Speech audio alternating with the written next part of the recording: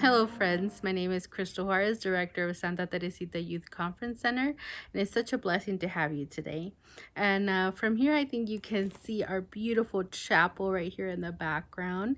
But the reason I picked this location is because I wanted to share with you my favorite spot.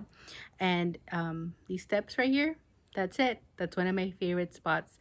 And the reason is these are the steps that our young people use when they unload from the buses. Then they come down to pick their beds in their dorms. And these are the same steps they use when it's time for them to go home. They go up the steps to the roundabout, load the buses, go home. And these are also the steps they use to take group pictures. Pictures as with their new friends, pictures on their own. So it's a place of hellos, goodbyes, and memories, and I love everything about it. From the moment they arrive, it's such an experience. But what I want to talk to you today about is missionary disciples and how we are called to accompany each other in that way.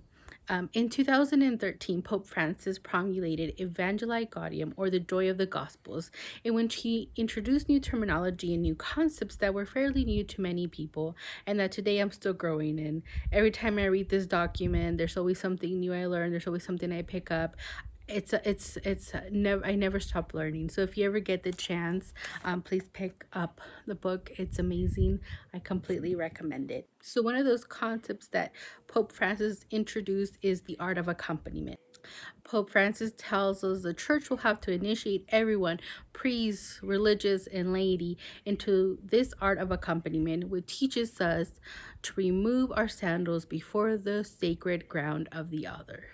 Every time I visualize that image, I imagine what a world we would have if we did exactly that, if we treated each other with dignity and respect, regardless of our background or experiences or ideas. When you're called to be a missionary disciple, you're called to build relationships, to be understanding, to be patient, to listen, to respond with love, but most importantly, to be present, to be in the moment when you are accompanying someone.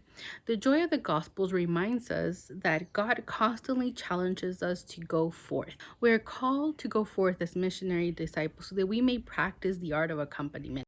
So in those moments when you are called to accompany someone, remember that genuine spiritual accompaniment begins and flourishes in the service of evangelization. So do it with compassion and do it with love. So whether you are accompanying someone or someone is accompanying you, be genuine, be transparent, be honest, be present. We are not meant to do this faith journey alone. We're called to be one. We're called to be a church. We're called to be a community.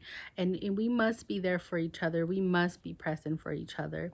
So there are times where we are called to accompany others, and there are times when others are called to accompany us, and those are moments of missionary discipleship.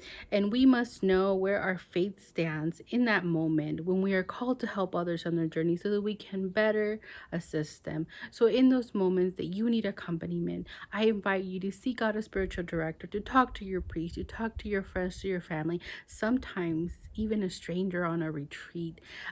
Know that we're here to accompany each other, to walk this faith journey together. We're not meant to do it alone.